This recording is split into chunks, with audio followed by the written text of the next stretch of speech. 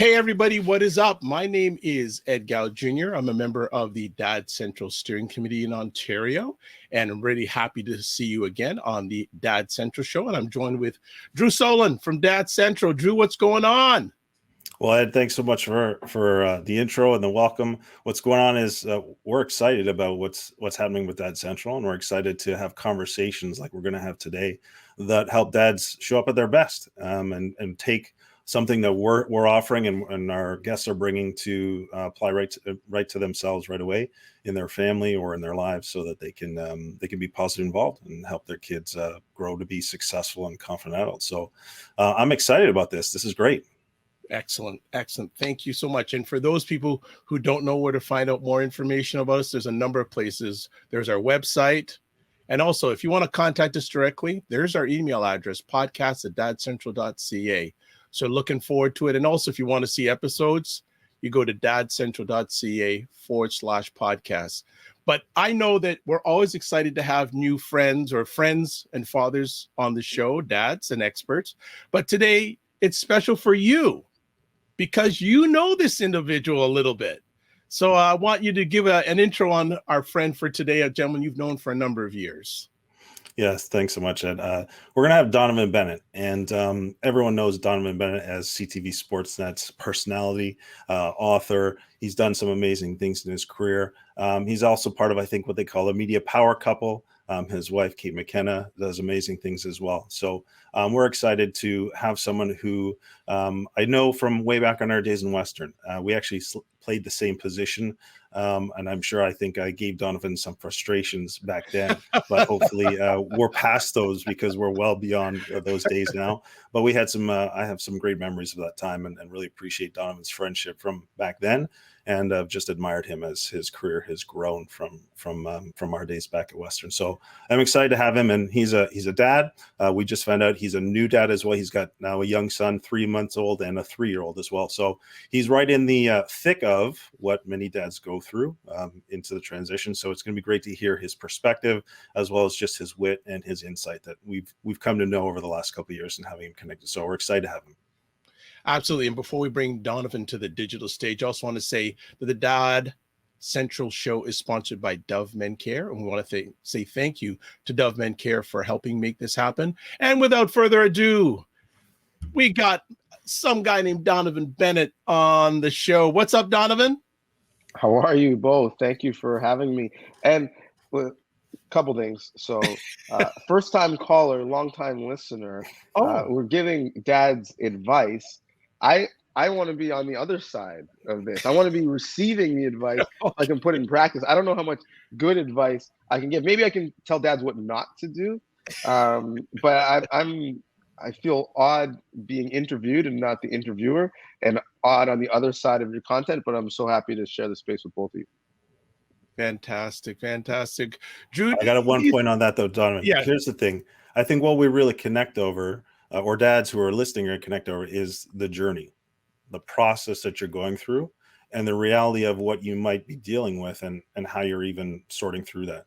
And I think that's the real value here. So, we know you're going to have some advice, but we also want to hear, some of the maybe challenging things, and we can all relate to that and build off of each other.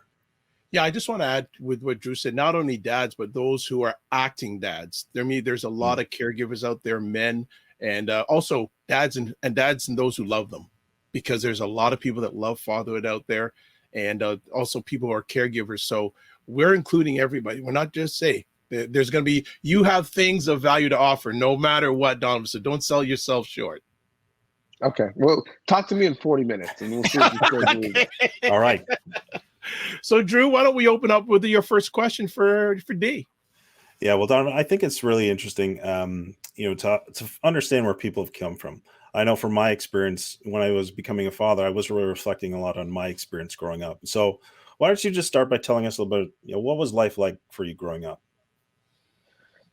Wow, a therapy session. Let me get comfortable on it. You can tell us the interesting, the fun stuff. It doesn't have to be the therapy. Oh yeah. So I grew up here in Canada.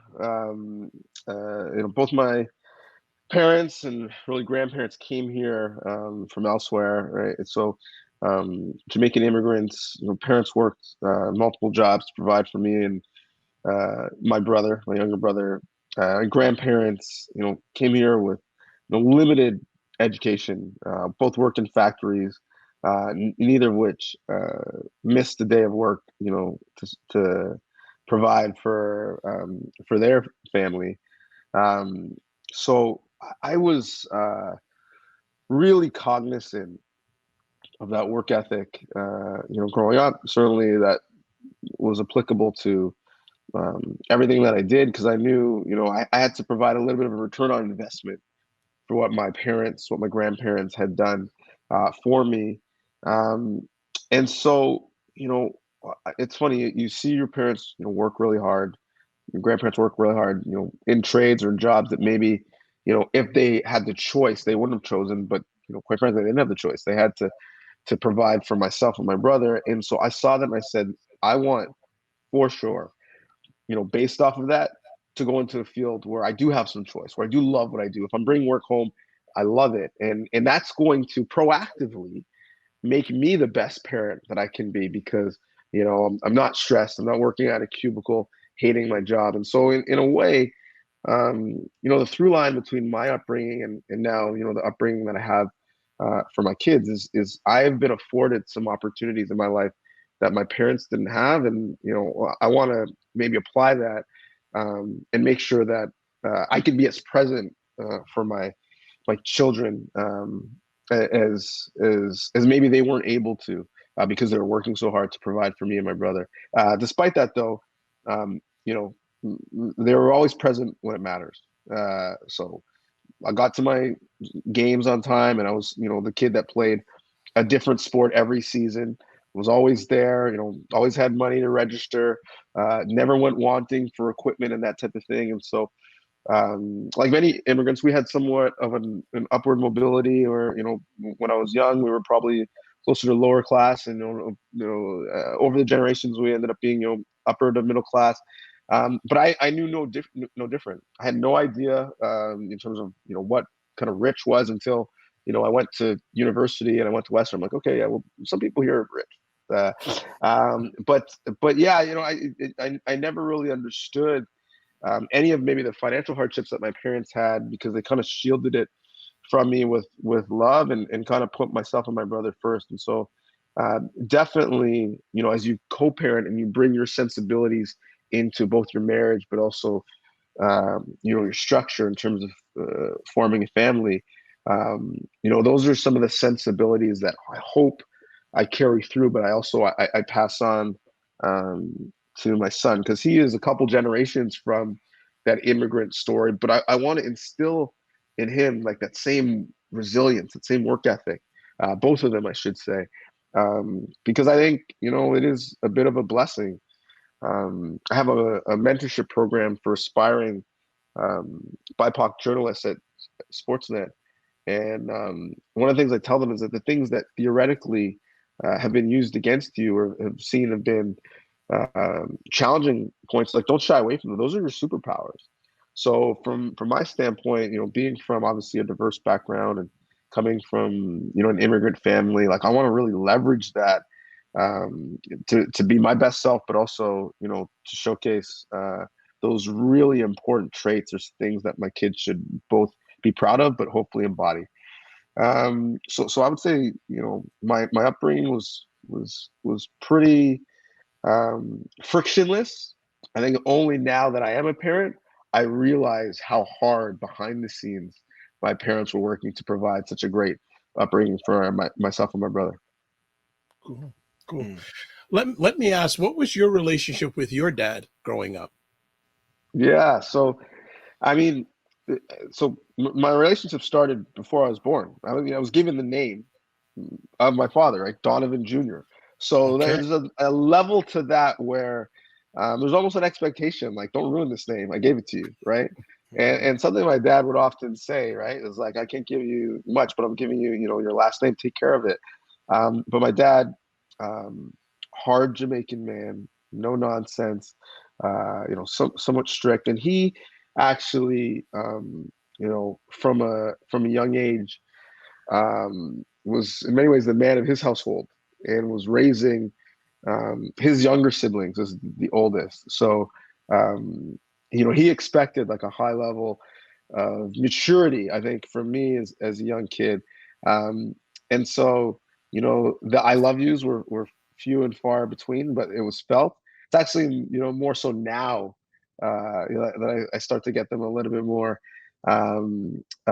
But, really strict, high level standard in terms of, what he expected from me. And I think one of the beautiful things is, in North American culture, right, we have a socialized aspect on what we expect from different people, right? Based off your age, your gender, your race. And that can be somewhat limiting. You could be put in a box. If you're black, you should listen to certain music or play certain sports or have a certain level of aptitude in school or not. And I think the great thing for my dad, who came here when he was 17 from Jamaica, is I remember him telling me, listen, in Jamaica, the prime minister looks like you, the criminals look like you, the police chief looks like you, the school teacher looks like you, everyone looks like you. So there's no limit on what you think you can do, good, bad, or indifferent. Everyone, for the most part, looks like you. It's only in North America we kind of put limits on what us as racialized men specifically can do.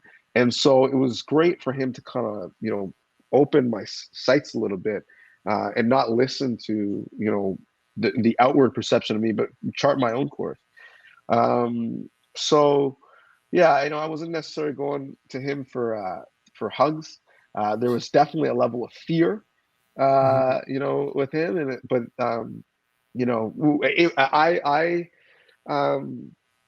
I wouldn't change it or trade it because this might sound somewhat egotistical, but I kind of like the person I ended up being. So I owe the rearing and upbringing from both my mom and my dad. So yeah, it was. I think it's something that's not unique to me when you're talking about son and father relationships. In the Caribbean context, but yeah, he was the Hands up, hands up here. All right. He was the disciplinarian for sure. So Drew, before you have your next, I just want to build on that for a second, and I just relate to my journey. My father's the same thing, strict school teacher, 38 years in the same school, and a lot of times I felt I was more his student than his son. But our relationship changed when he almost lost his life having a heart attack. Was there a turn from that strict relationship you had with your dad to when it became maybe more of a relationship you wanted with your dad? Yeah, I don't know if I can pinpoint a relationship I wanted because that's just what it was, right? I didn't know any different. Right. But I would say, and like, I can still hear him saying, like, if you can't hear, go on, feel. Like there's always a level of like, don't step out of line. But I would say maybe the turning point where I saw a softer side, maybe there's two, is I gave the eulogy at my grandmother's funeral, Wow. his mother, and and he cried, and I was like, dude, I didn't know you had tear ducts. Like, what do you mean you're crying? So so I saw this different side of him then, and then, my wedding, I gave a wedding speech where I kind of went around the room and spoke, directly to people who impacted me and, kind of made me the person that, anybody, never mind my wife, who's awesome, would be willing to spend the rest of their life with. And so certainly I spoke to him and my mom about, what they meant for me. And I think, maybe there's lessons there that, you're trying to impart, but you don't know if they get through, and you don't know if the values are consistent with that person. So I think for me, when I was 30 whatever years old, to be saying some of the stuff back and what it meant to me, like, it hit him like, okay, like, I got through, like, all of that, like, it had an impact. And so, I saw that night, I saw a soft side of him. I mean, the guy almost broke my neck. He hugged me and my wife so hard after the reception. And so, that night I saw a different side of him for sure. But I don't know if I would say there's, a specific relationship that Okay. I wanted or yearned for. Um, I think I've been really lucky to be raised by a village, right? So, I have a different relationship with my dad than my mom. My uncles were really invested in my life and my sports life. My grandparents, I went to them for guidance and they were, really invested. And then, quite frankly, there was great, vertical peer mentorship among my friends and, my cousins that are family. So I got a little bit, from that village. Drew mentioned our times at playing at Western, and there would be like a little section of people, supporting me, and it was a collective success story that I was in university. Again, my grandparents had grade 2 and 3 education when they came to Canada. Just a Wow. couple generations removed. I'm there getting a university degree from one of the best schools in North America. They're walking on this massive campus with beautiful buildings and manicured lawns. Right, this was a massive level up, and so. I think when I think about that relationship, it's like with the entire village, whose shoulders I stand on, and yeah, I don't know. It evolves, and certainly it'll change as my kids get older. Um, but I'm not sure there was a specific type of relationship I wanted or expected. Um, the one that I had was just what I was accustomed to. Okay. Thanks, Drew. Yeah. Go ahead. I'm going to go back to something you shared in about your dad, and it sounded to me that there's key moments when he had tremendous insight, and he was able to share that insight with you, and that those moments seem to really resonate for you. You talked about when he said in Jamaica, everyone's going to look like you, but that was a key learning moment for you. So it sounds like along that journey of the relationship with your dad, he was tough. He was, he said you said he wasn't going to be coming giving you the hug, but he set standards, he set expectations, but he also gave you these key insights that seems like big motivators for you, or something that made you be able to take some action from that. So it sounded like it was very impactful for you. Yeah, and one of the things I got to watch up close and personal was just how he carried himself, handled himself from a business and a work setting, right? Seeing that side of him. I remember being in the car with him all the time, where he'd be on work calls or whatnot. And that's a different person that was raising me. It was how he communicated with the outside world. And so, I think, by osmosis, I was able to pick up the way you had to handle yourself. I mean, he'd always talk about, dressing for success and putting your best foot forward and leaving the house, looking a certain way. We had the Bennett rule in our house, and it literally was like, written and plaqued and framed and put up in our house.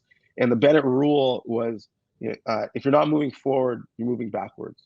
So constantly looking to strive to better, not to think about, what you did yesterday, today.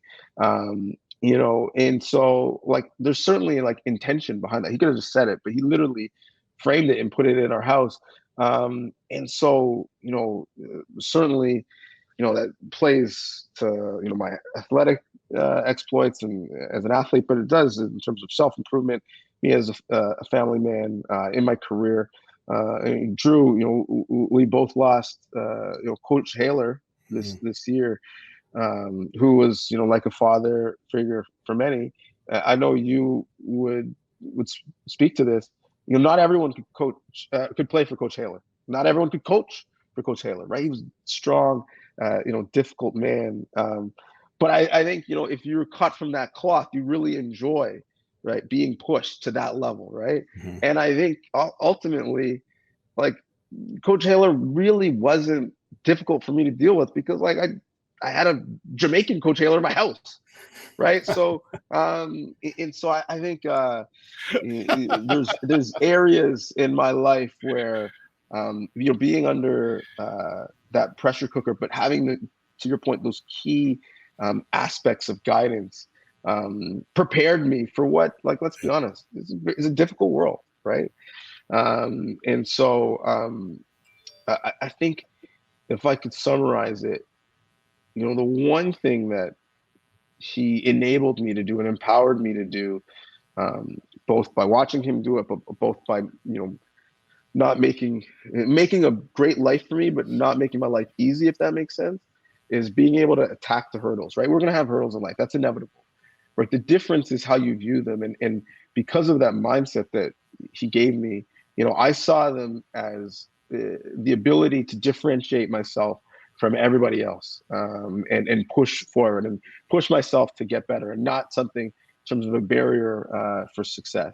So yeah, there were certainly key moments that his mentality that he needed to have by necessity, again, raising a bunch of his siblings at a young age, coming to a new country and finding a way for himself at a young age.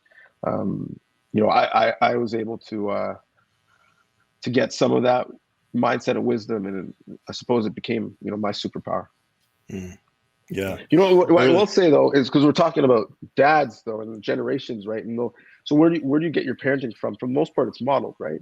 You generally do what you've seen, and I have also the blessing of having an amazing father-in-law who is in a very different way, astounding, father and husband and parent, and he's the opposite, right? He's effusive with his praise. He's the first one to cry.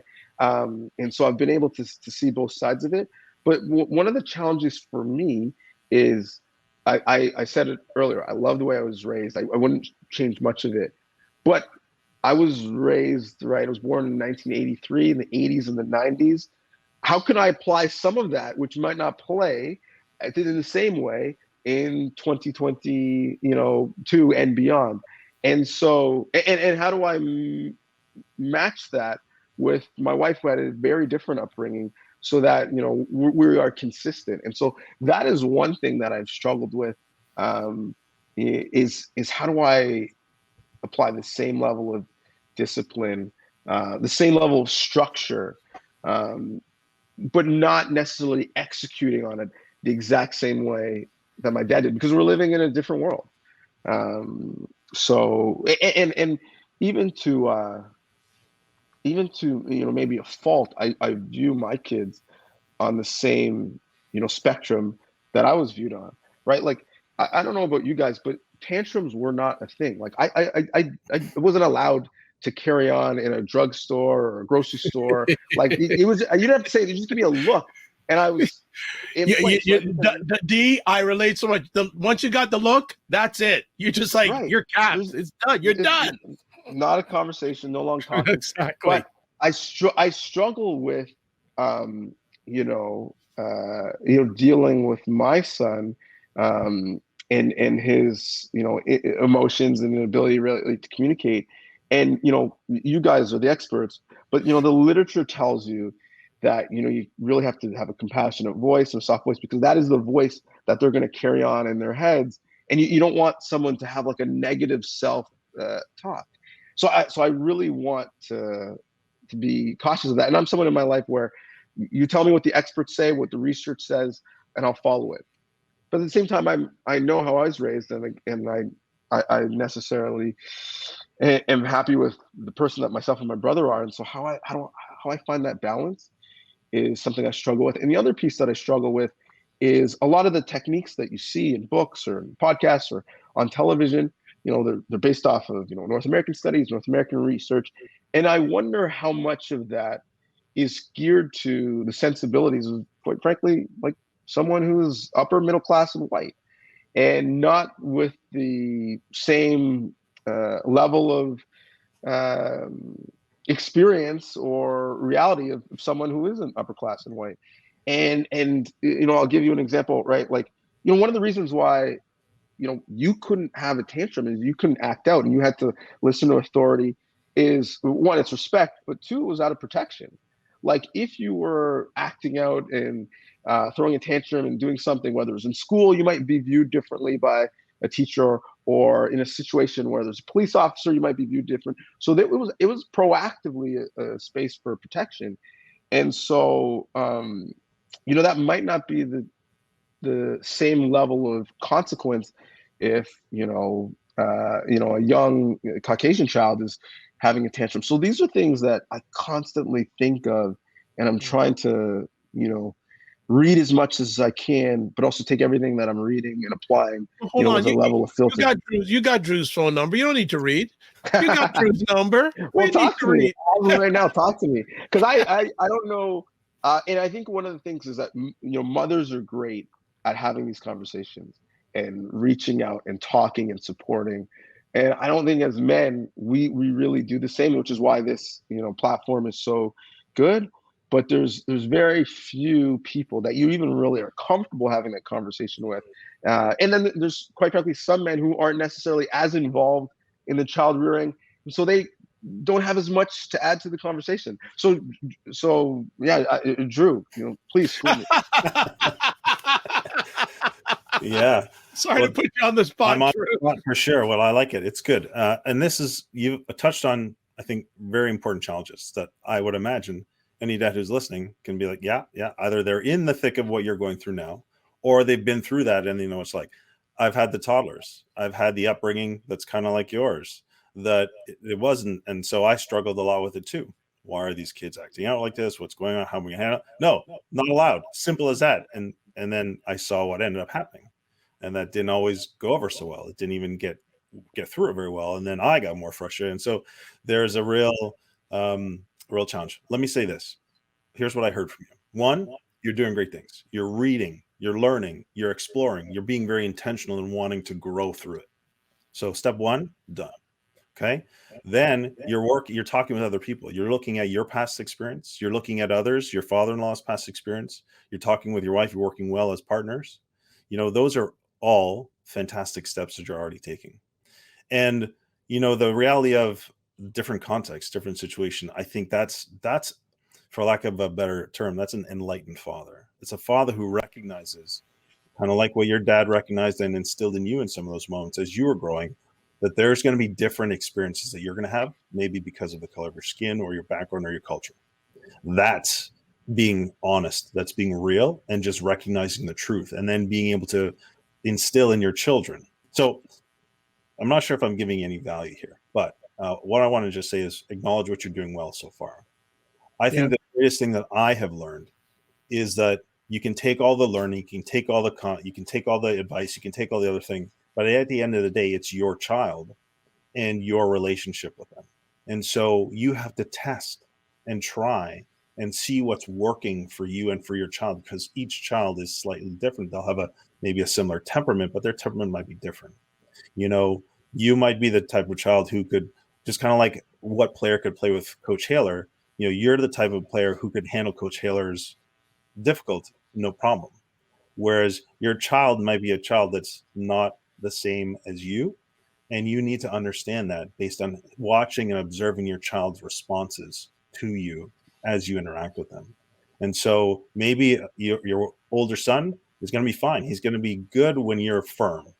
You're still loving and firm. And this is another thing you mentioned. So you said he wasn't always, hugged, but you always felt loved. Mm-hmm. That's a really powerful piece that I think sometimes we miss. So making sure that your child feels that you are there and you love them, and then you can figure out, how am I going to respond in a way that helps them move through this? The toddler stage, from my perspective, is challenging because they don't understand. They're just all emotion. And the reality is, I think a lot of adults don't even understand their own emotions, let alone how to help a small child who is just exploring and experiencing emotions for the first time, how to get through their emotions. So that's the toddler stage. And so being able to just name or label some of the emotions, like your son's you're really angry, aren't you? Or you're really upset, aren't you? And just letting it sit and helping the child come to know and understand those emotions is kind of helpful. And also giving them, for lack of a better word, space to be able to express emotions. Of course, time, place, appropriate, all that other stuff is important. So if you're at home, you can probably have a little bit more grace with that and work on that process. But if you're out in public and all those other things, there's a heightened pressure, who's watching, all that other stuff that comes into it. Anyways, don't know if that offered you any value, but I think there's some really great things you talked about, that you shared about your dad, that are powerful, but also that you're already doing, and ways you can just kind of keep evaluating and adjusting your approach as a dad. That's why Drew Solon makes the big bucks, ladies and gentlemen. He's able to take that Steve, random diatribe of mine finally and got actually someone on my distill. side. D, I love you to life, brother. I love you to life. Thank you so much for that. That's good stuff. That was good. That was some good teaching there, Drew. Thanks so much. Well, let's move on because time is fleeting. So, want to ask you, how do you balance being a dad, family life, career, health, and other parts of your life? Because you are always on the go. I am, and you know what? And we talked about getting wisdom and guidance from all different people, and actually, this is something I got from being a student athlete and balancing time and managing energy and intention. That experience, right?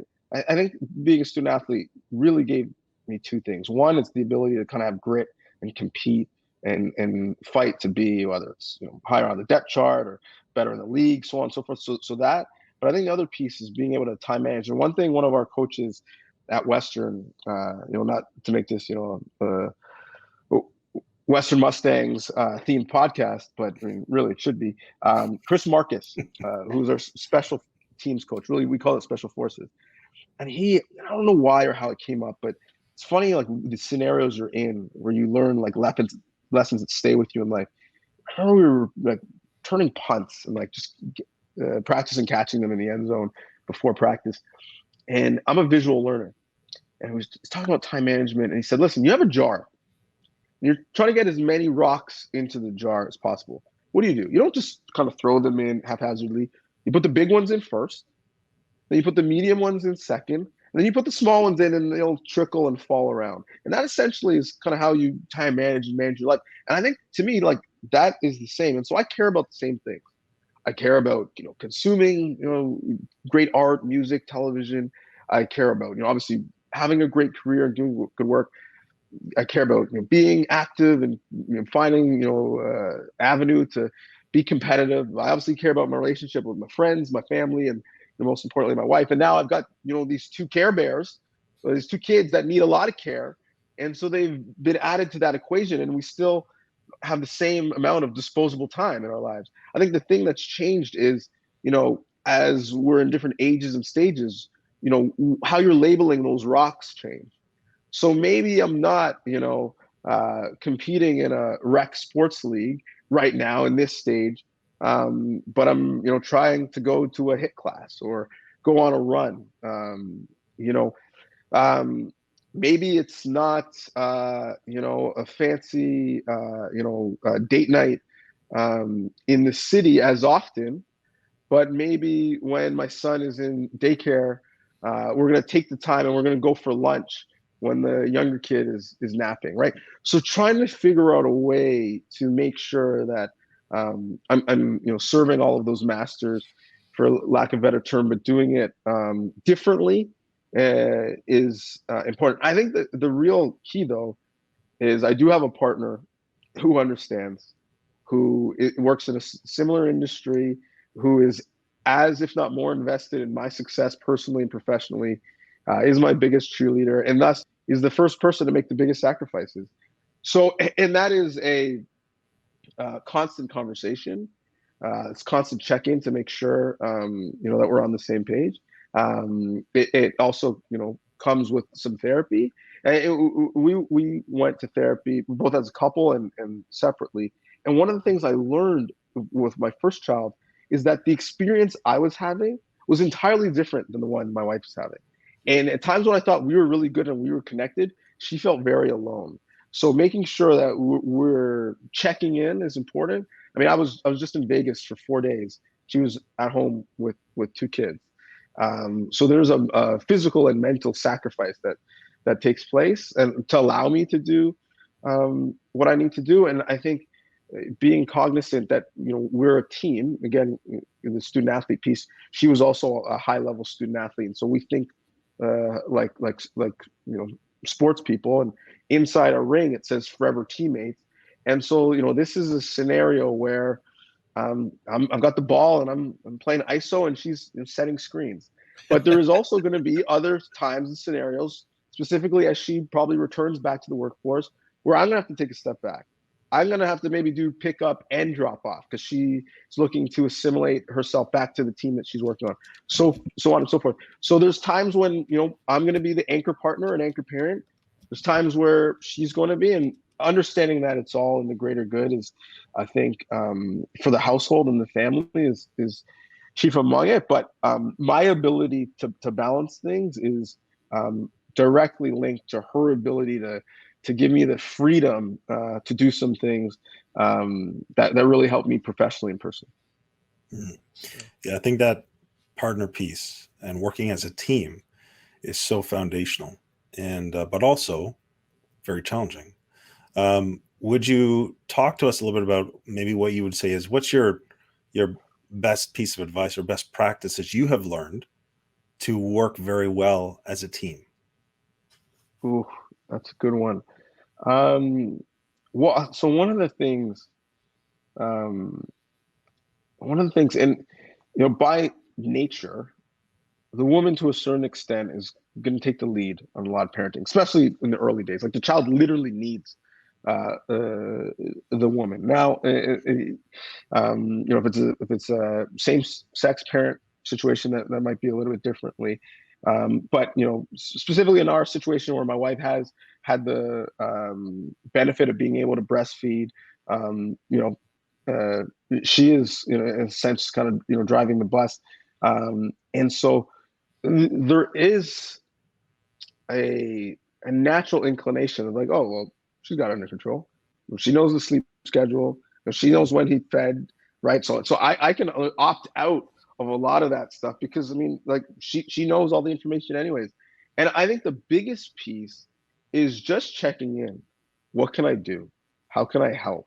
Where are we? What's the nap schedule? Okay, what month are we? I'm going to read the sleep training document so I know it. So I'm probably going to have to ask you some questions, but maybe that might lessen them, or I might be more educated. Just being present in the fight. There's many things that you can't do. I wish I smelled like my wife, and that would settle, the 3-month-old, but I don't. So sometimes, no matter what I do, soother, no soother, walking stroller, the young guy's going to cry until, she shows up, and then, he's smiling again. But just being cognizant of the fact that it is difficult. Like these early years are, the dark ages in terms of parenting. So I've heard, because I only have two. And to a certain extent, little kids, little problems, big kids, big problems. So anyone with teenagers who's saying like just wait, like I recognize like there's some stress to come. But I think just being present, cognizant, and it might be you can't do anything, but you're going to hear what I've had to do for X amount to make it what is an incredibly lonely, taxing role, being a mother, a little bit less lonely and taxing. So I think that's the biggest thing. And I think there's small things like that I know I can do, so I'm going to dominate that task. I can change a diaper, right? I can warm a bottle. I can. The baby needs to sleep and it's not sleeping well. I can throw it in the car seat and go on a drive and know he's going to be asleep in 5 minutes, and then bring it back when it needs to be fed, right? So it's like attacking the things that I can do and taking those off the table. And so it's not a 50-50 proposition, but it's as close to as possible. So I've changed my fair share of diapers. It's because it's something I can do. And my swaddle game is also nice, quite strong. Yeah, absolutely. I remember I became like the swaddle king. I enjoyed that, having that title, something that was mine. But yeah, there's good principles in there, but also, so there's clearly a division of labor. We'll say who can do what, right? But then there's just this willingness to jump in where you can, but also checking in and asking for support and knowing your roles. Right. Both of you know your roles and are open about it. You communicate probably really well about it and are able to do that well. So, some really good principles in there. And so keep working at it. Sounds good. And one thing I'll say, that I'll add is we're now many of us in a work from home scenario, right? Mhm. For either hybrid or, totally, for however long. And so, for my wife who's on mat leave, I mean, that's difficult because, literally she sees me working all the time. There's no connection. But I think one of the benefits is I can block 2 hours in my calendar. No one knows what I'm doing. And I can say, okay, I've got the child, go do whatever you need to do. Or yes, even 15 minutes, I can come up, I can hold them. So like you can, do your hair or jump on the Peloton for 20 minutes. So I think there's, like anything, there's a blessing and a curse. But the fact that I have been home more has allowed me to chip in a little bit more, which has been nice for me. That's great. Nice. Question: how has becoming a father strengthened your purpose, or what is your purpose maybe a better question? What is your purpose as a dad? Yeah, that's good. That's a good one. I thought you were going to ask how has becoming a father changed you, and I would say, these cheekbones aren't as chiseled; they're getting kind of fat. That's how it's really changed me. You know, I'd say my purpose. I don't know if I really thought about it, to be honest, until George Floyd died. And that was early in my eldest son's life. But I remember him, screaming for his mother as he passed. And I remember thinking, okay, well, one, like, I don't want to ever be in a situation where, my wife has to tell my son that I'm not coming home for whatever reason. And two, like, I know it would break my wife if, something like that happened to my son. And I remember I was watching the news coverage and, a little disillusioned and kind of like, so distraught, where we are in the world. And it's 2020, we're still having, a very similar conversation, just the hashtags and the names change. And my son, the kids have a sense. My son, kind of came up and gave me like this big, cold, wet, like sloppy kiss. And obviously it's kind of what I needed. But, I look at that experience, and we obviously had a broader conversation about, the police and its role. And, as a Black man, I've never committed a crime before, but if I hear sirens, my heart rate goes up and I get tense and get nervous, even though I know I didn't do anything wrong. And it's funny, my son, who his relationship with the police is from the books that he reads, loves the police, loves cruisers, loves when they turn the lights on, gets super excited. And it's like, so there's this like beautiful, like naiveness and authenticness that he has that I don't want to strip away from him. But at the same time, I obviously need to arm him and protect him for his future. And so I would say my purpose as a father, to put a bow on it, is to infuse him with both simultaneously. I hope he never loses that boyish wonder that he has and that I hope Rowan will have as well. But I do want to provide him with the wherewithal and also the grit to be able to get through life when in aspects of it that are difficult. Like if he can have like that yin and yang, I'll be, I will deem, my role as a father successful. So that's kind of, the lens that I look through when I'm thinking about him and his upbringing.